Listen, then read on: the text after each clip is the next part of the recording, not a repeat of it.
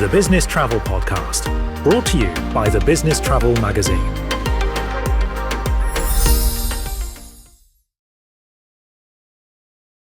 Hi, my name's Bev Ferris and I am the editor of the Business Travel magazine, and I'd like to welcome you to our latest Business Travel podcast. Today I am delighted to be speaking with Amy Stirling from Virgin Atlantic. Hi Amy. Hi Bev, how are you? I'm very well, thank you. I'm very well indeed. So Amy, tell me what you do at Virgin. Thank you. Yes, so I sit in the corporate sales team at Virgin Atlantic and I look after SME sales and new business for the airline. Okay, and I understand that this time last year you were busy, very busy recruiting for a brand new team. So tell me more about that. Yeah, that's right. I was a bit of a lone wolf this time last year, building out the new business team at Virgin. So I have three people in the team. So Joe Kernahan, Mark Ramsey, and Matt Bingham. And they actually officially started at Virgin Atlantic in Q2 last year at the beginning. So we're kind of coming up to nearly a year that they've been in that team and doing some great work. Fantastic. So how important is the SME market to you, new business market to you at Virgin? Because you're focusing mainly on the SME market, is that right with this? Yeah, that's right. So SMEs were really a huge part of 2024 for us, just by actually standing up the new business team, which is something we'd not had at Virgin, really focusing on new business for over 5 years. And, we know we need to continue that in 2025. As I mentioned, they're kind of coming up to 12 months being in role, but it's a huge focus going forward as well. We know we need to engage, more deeply with these travellers. And for instance, last year, for the first time ever, we exhibited at the SME Expo at the Excel, something we'd never done before. And we're dedicated to making sure that we are the airline of choice for these travellers and that they have some support in terms of account management. We want to continue, exhibiting at key events this year as well. So our hero event this year will be at London Tech Week, where we'll exhibit there and, look to network with some key SMEs and business travellers at that event. So, yeah, we want to continue that and also align with our TMC partners, where we work very closely with the TMC account management team, and my team are budded up with some of the TMC account management team at Virgin Atlantic and really want to support the TMCs in, their ambitions and goals within the SME segment as well. Yeah, so it's very much a kind of two-pronged approach. You've got the SMEs and also the TMCs, obviously also working with the SMEs. So how much of your overall market on the business travel side is from SMEs as opposed to the larger enterprise companies?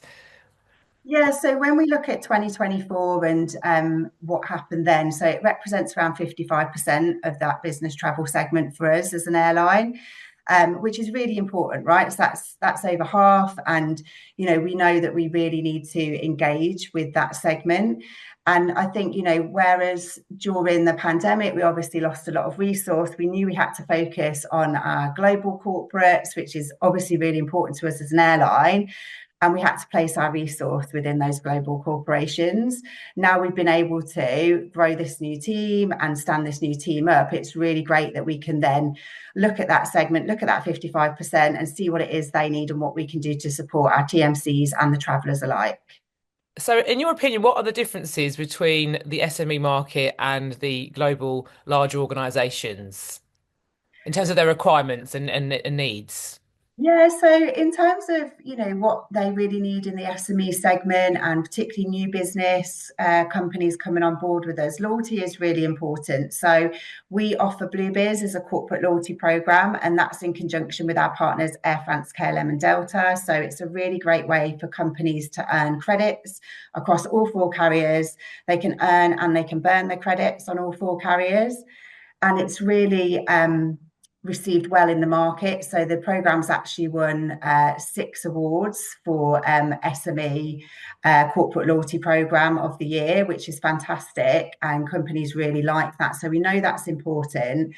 And when they spend credits, actually, there's no hidden taxes or fees. So literally the credits pay for the entire flight, which is fantastic for these smaller companies. They've earned those credits by spending with all those airlines, and then they can actually get that back in an actual free flight, which we know is a real benefit to them. So that's important. And what it means is as well, they can still earn on their personal loyalty programs. So Virgin Atlantic's Flying Club, that individual traveller can still earn personal miles to use for whatever they see fit, which is really fantastic. And Virgin's Flying Club miles don't ever expire. So that's a real benefit for those travellers who might not travel as frequently as some of those global corporations. They know that in their personal Flying Club, they've got those sitting there, they can use them anytime. So that's really important. We know that service is really important and the products that we offer. So Virgin Atlantic have made great efforts in investing in aircraft and next gen aircraft, which we're really proud of. We're one of the greenest fleets in the sky. On board our A330neo aircraft, which is our newest aircraft, you've got really nice little touches such as wireless charging in our upper class cabin, which is really important for business travellers who might not have time to charge phones between meetings, etc. The cabin crew offer personalised touches on board, which is fantastic. And then the journey before that in terms of having dedicated check-in for business travellers who travel in an upper class, and our award-winning clubhouse at Heathrow, which really sets that journey off nicely for those business travellers who travel more frequently than a leisure traveller. So, they're getting a nice restful journey into their destination before they have all their meetings. So we know all of that's really important, and we do like to think we're trailblazers in that space and promote change. We're passionate about diversity, equity and inclusion, and we make sure that shines through in our cabin crew as well. So those things are important to business travellers. And what your specific team? What is their focus going forward for the year ahead?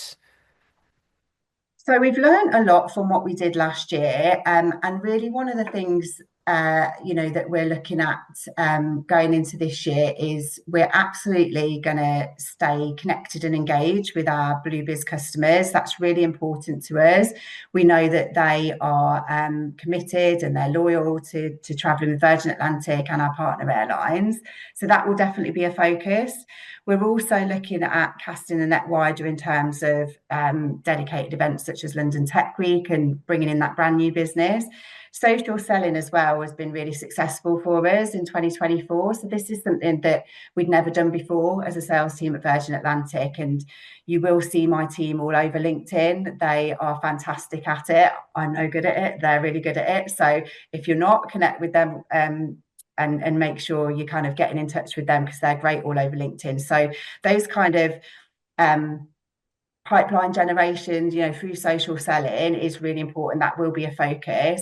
And we also need to make sure we're at key events with our industry partners. So we do have quite a few industry partners, and we will be present at those events and working with those partners to understand what it is we can do to help their members more. So that's a great focus as well. And then we do have some smaller contracted corporates, which again we've not had the resource to kind of give the time and attention to prior to the new team being stood up. That will be a focus for them this year as well, to understand what those corporations need and how we can support that. So they're kind of the three main focuses for them. Yeah, and you talk about the SME customers. I mean, how big do they have to be, or how much do they have to spend in order to be kind of important to you and to benefit from the products and services that you're providing? Yeah, so in terms of benefiting from the products and services, there's no real minimum spend, right? If you're going to travel in Virgin Atlantic's upper class, you're going to receive those products and services. For Bluebiz, it's really minimum annual spend. So it's £5,000 per annum that company needs to spend to get on that programme.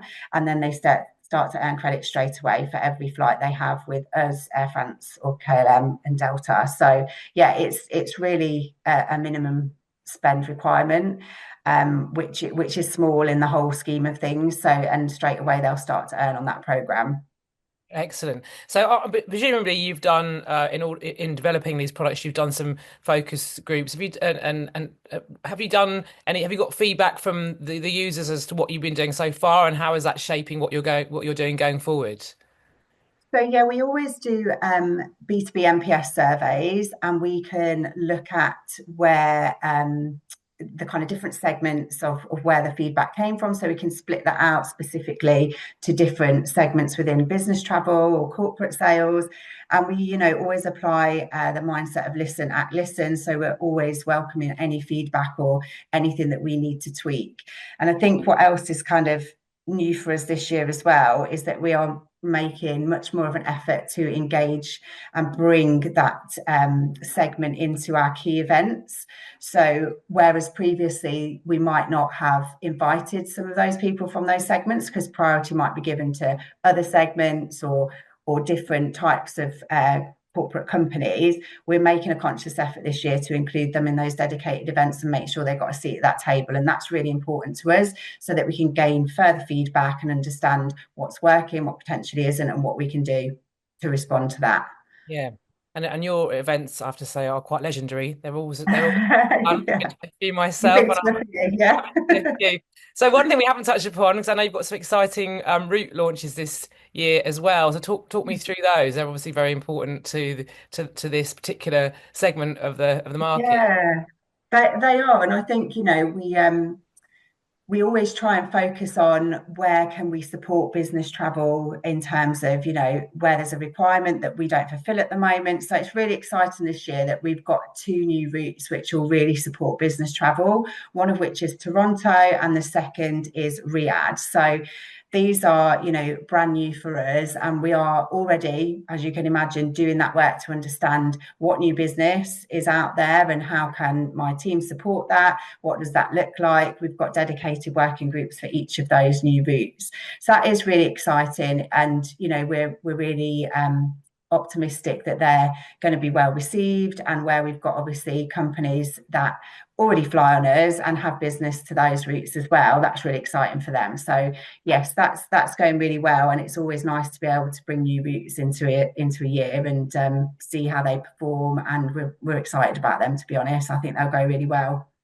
And they both launch in March, is that correct? Yes, yeah, that's right. Yes, both of them in March. There will be some inaugural flights, so I'm sure you'll see those.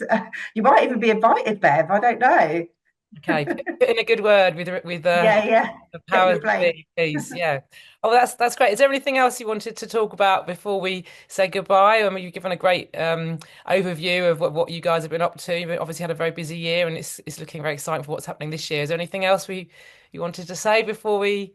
Thank you. Yeah, I mean it's been a great start actually to the new team, and I think one of the things I would say is there's so much more to come. There's more we can do. We're really, really well set up in terms of aligning with TMCs and working really close with them. We've got some great TMC partners, and we work really well together. My team work really well with the TMC account management team.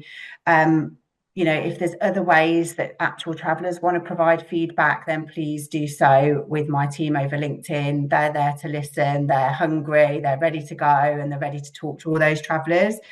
And then just really, it would be worth looking at our Virgin Atlantic for Business website, which actually details kind of all the offerings available for business travellers and gives a bit more detail. So if this is a bit whistle stop, have a look at that website, and you'll see some more information there and a way to get in touch as well, which will feed into my team. So we'll be there at the other end if you need us. Lovely, thank you. Just remind us of the names again of the people in the team so people can know who to reach out to. Yes, so Joe Kernahan, Mark Ramsey, and Matt Bingham. And So if you can't find them, find me, and I'll put you in touch. There you go. You heard it from Amy. Get in touch with Amy on LinkedIn, Amy Stirling. Well, thank you so much. It's been really, really nice. I remember we covered the launch of the team at the time, so it's quite nice to get a recap 12 months down the line. And yeah, good luck for everything this year. It's been really nice talking to you. Thank you. Thanks, Bev. Nice to see you. The Business Travel Podcast, brought to you by the Business Travel Magazine.